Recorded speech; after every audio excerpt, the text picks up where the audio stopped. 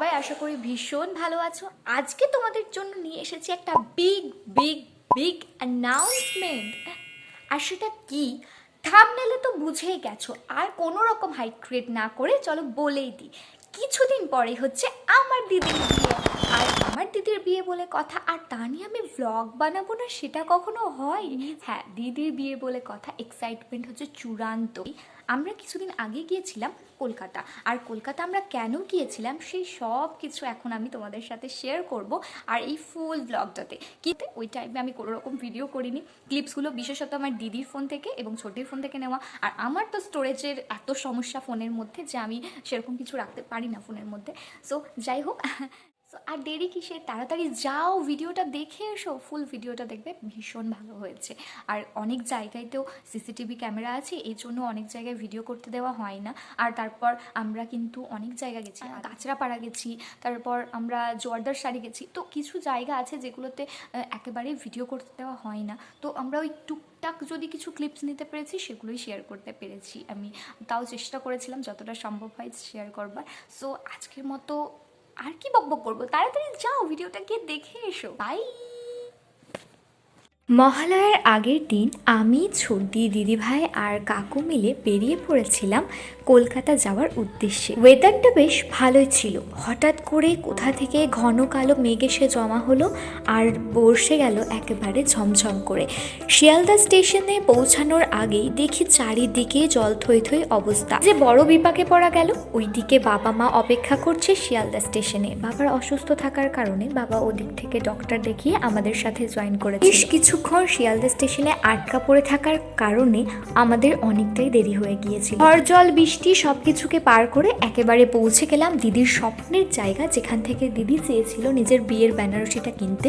সেটা হচ্ছে আদি মোহিনী মোহন কাঞ্জিলা। এক একটা এক্সক্লুসিভ কালেকশন দেখে আমাদের চক্ষু ছানা বড়া। দিদি কিন্তু চুজ করে ফেলেছে নিজের সেই স্বপ্নের দিনটার জন্য একটা বেস্ট শাড়ি। তাছাড়া ওদের আরও একটা কাউন্টার ছিল, সেখান থেকে আমরা নিয়ে নিয়েছিলাম কিছু গিফট পারপাস শাড়ি।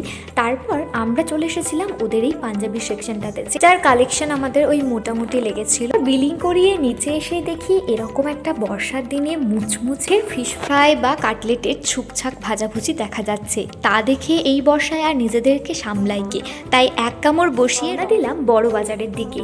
ওরে বাবা, এ তো পুরো গোলক। দিকে যেহেতু কোনো কিছুই আমাদের চেনা নয়, তাই ওখানে গিয়ে কিন্তু একটা বড় সমস্যায় আমরা পড়েছিলাম। আমাদের যেহেতু যাওয়ার ছিল খ্যাতান কালেকশন, আর সেখানে যাওয়ার জন্য আমাদের কাছে কোনো রকম ফোন নাম্বার ছিল না।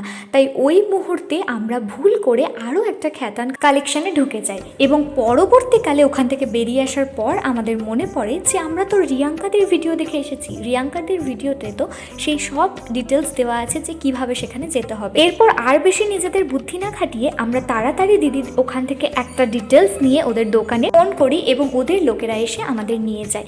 আর সেখানে পৌঁছে আমরা তো নিজেদের মতো করে প্রচুর লেহেঙ্গা দেখেছি, কিন্তু ওই একই সমস্যা, ভিডিও করতে না দেওয়ার সমস্যা, যেটা আমরা সব জায়গায় গিয়ে ফেস করি। কিন্তু ছোটদি নিজের পছন্দের মতো একটা লেহেঙ্গা নিয়ে নেয় এবং আমরা বেশ কিছু শাড়িও নিয়েছি ওখানে। কিন্তু হ্যাঁ, বার্গেনিং তোমাকে করতে জানতে হবে। বার্গেনিং না করতে জানলে তোমাকে এখানে এসে পস্তাতে হবে। যেমন ধরো 1500-এর জিনিস তুমি 1000 টাকায় নিতে পারবে, আর 7000 টাকার লেহেঙ্গা নিয়ে নিও 4000 টাকায়। হ্যাঁ, এই রকম বার্গেনিং স্কিল থাকলে তুমি অবশ্যই পারবে। যেটা না বললেই নয়, যে জিনিস আমরা বর্ধমান আসানসোলে পেয়ে যাই মাত্র 350 থেকে 650 টাকার মধ্যে, সে জিনিস ওখানে 1000-1500 টাকার নিচে দেয় না। কিন্তু অবশ্যই কলকাতার কালেকশন নিয়ে কোনো কথা হবে না। যাই হোক, এর পরের দিন আমরা চলে গেছিলাম আবারও কাঁচরাপাড়া। দেখতে থাকি। এই দিনটা ছিল মহালয়ার। সকালবেলা একেবারে উঠে হালকা ব্রেকফাস্ট করে মাথায় ছাতা দিয়ে সকলে মিলে বেরিয়ে পড়লাম গঙ্গা স্নানে যাওয়ার জন্য। বাবা এই দিকে তর্পণ করবে আর আমরা চললাম দিদির সাথে গঙ্গা স্নানে। আজ আমরা যাচ্ছি দিদির বিয়ের জন্য গঙ্গা স্নান করতে, সাথে পুজোও আছে। এই পুজোটাও হয়ে যাবে আর গঙ্গা স্নানটাও হয়ে যাবে।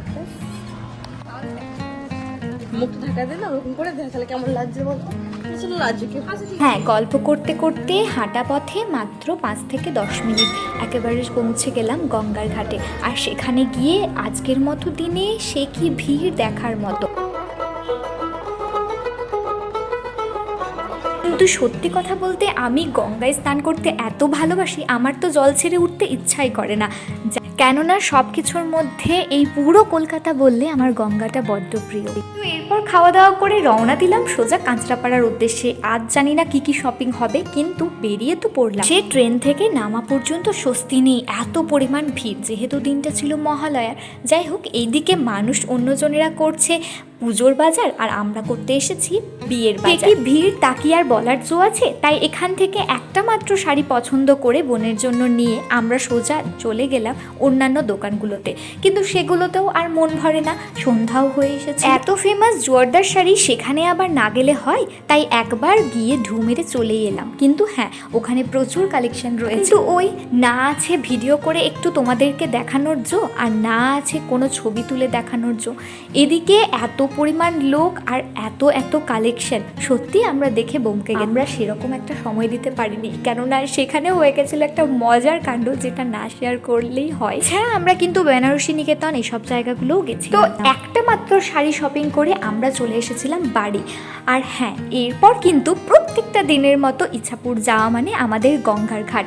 আর এদিনও আমরা বাড়ি এসে চলে গেছিলাম আবারও গঙ্গার পার, বুনছি এবং এক ভাই কাকাকে সঙ্গে নিয়ে। যাই হোক, তোমাদের ভিডিওটা কেমন লাগলো অবশ্যই জানিও। ভালো লাগলে ভিডিওটা লাইক শেয়ার সাবস্ক্রাইব করে দিও। বিয়ের প্রচুর ভিডিও আসবে তোমাদের এই চ্যানেলগুলো থেকে অবশ্যই, কিন্তু দেখতে থেকো। আজকের মতো এখানেই শেষ করি।